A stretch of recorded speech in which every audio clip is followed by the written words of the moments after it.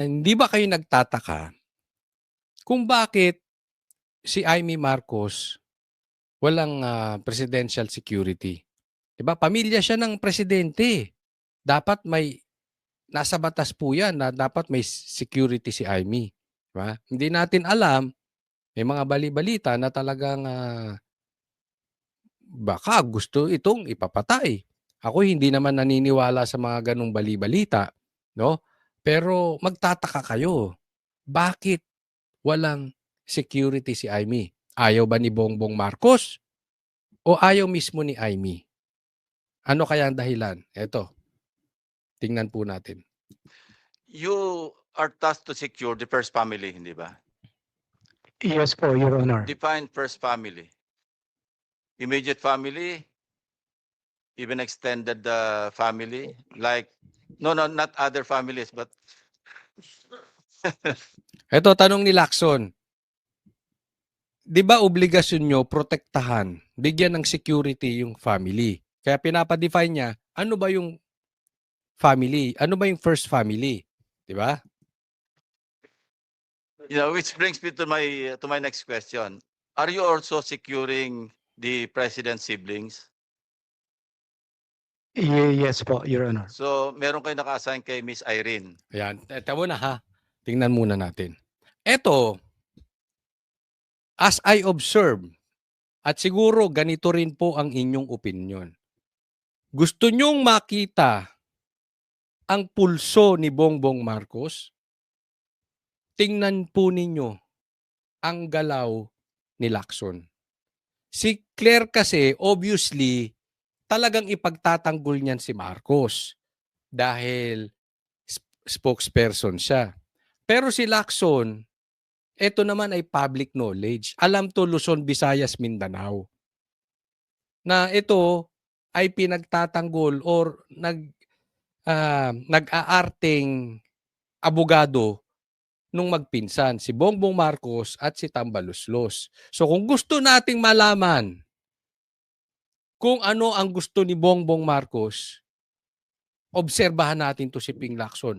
Marami kang malalaman about sa direksyon ni Bongbong Marcos by observing Ping Lacson.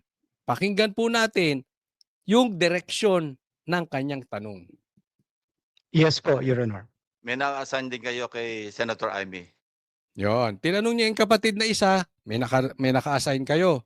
Yes, Your Honor. Ngayon ang tanong kay Amy, may naka-assign kayo? Your Honor, Next question is explain why. Or why not? Bakit binubuksan ni Lacson etong patungkol sa security kay Amy? Alam naman natin, hindi rin naman magkasundo ito si Amy at saka si Lacson. Marami na itong barahan, parinigang ng naganap. Ngayon, but suddenly, gusto niyang buksan. Bakit walang security si Amy? Diba? Medyo nakakapagtaka. Your Honor, I can say this out in the open. When I arrived po, third month ko na ngayon, ma'am. Tinanong ko po kung You are mayroon... the chairman, not Senator Amy. Yes po. Yes po. Thank you, Mr. Chair.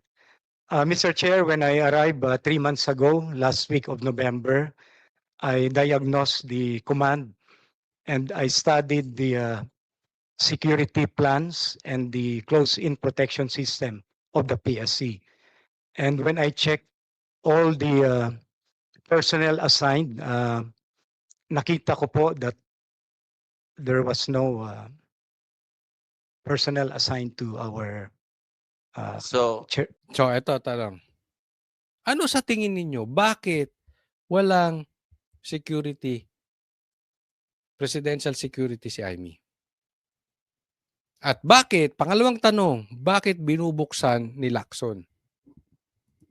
what do Your- you intend to do about it? Now that you're the head of the PSG.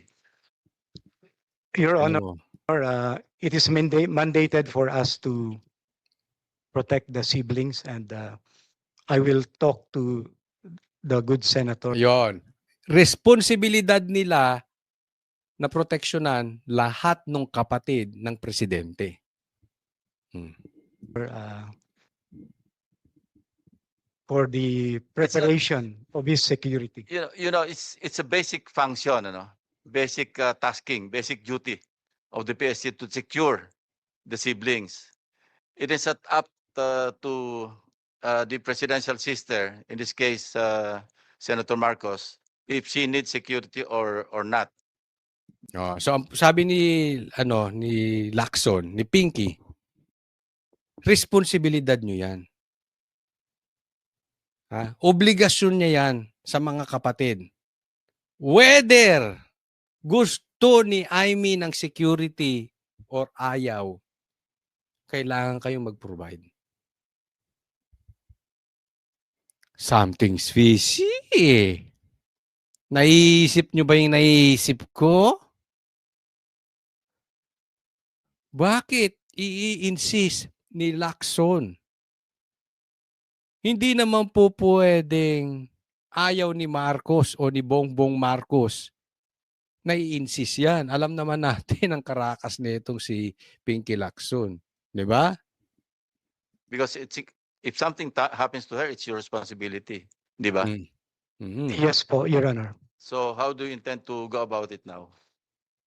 I will prepare security teams for honor for our good senator. So even if she refuses, you will assign a contingent to secure her. Yeah, so talagang kikita nyo kung saan napapunta yung direksyon ni Lacson? Ha? Yung direksyon ni Lacson, papunta. So, kahit ayaw niya, bibigyan nyo siya. Di ba? Bibigyan nyo siya ng security. Oy, medyo kakaiba yun Kasi ito, naiisip ko rito. Posible rin baka ayaw din ni Amy mismo. Naalala nyo si BP Sara that time? Ayaw niya ng security galing kay Bongbong. Gusto niya yung sarili niyang security. Kasi baka mamaya, hindi ko pinagbibintangan itong mga security na to pero baka mamaya bantay sa lakay. Siyempre, ang loyalty nito, ang nag-assign, galing yan kay Bongbong Baka may gustong lakad si Amy na ayaw niyang malaman nung kapatid. At baka naman si Bongbong Marcos may gustong lakad si Amy na gusto niya ring malaman. Baka mamaya pupunta ng Davao, baka mamaya pupunta kay Sara, baka mamaya pupunta kay Baste, baka mamaya pupunta kay Defensor, baka mamaya pupunta kay Marcoleta. Kasi nakakapagtaka yung galaw. Alam nyo, sa mga matagal nang nasa politika, dito pa lang, o kahit bago ka, the way Lacson handled the Blue Ribbon, alam mo agad kung saan ang direksyon niya, di ba? Ito kikita nyo, di ba? Something's fishy. That's the mandate, Your Honor. Tama yung sagot mo. Thank you, Mr. Chairman. But if, Thank- Mr. Chair, just one question. Honorable Estrada. What if the president does not allow it? What will you do? Ito naman, isang side. Ito si Jingo, hindi rin na natin mabasa yan kasi isa pa to sa pinag-iinitan ni Bongbong. 'Di ba? So, posibleng at ito si Jingo yung nasa minority. Paano daw? Sabi ni Jinggoy, kung ayaw ni Bongbong Marcos bigyan ng security. Tingnan nyo, sagot. Tingnan nyo, sagot.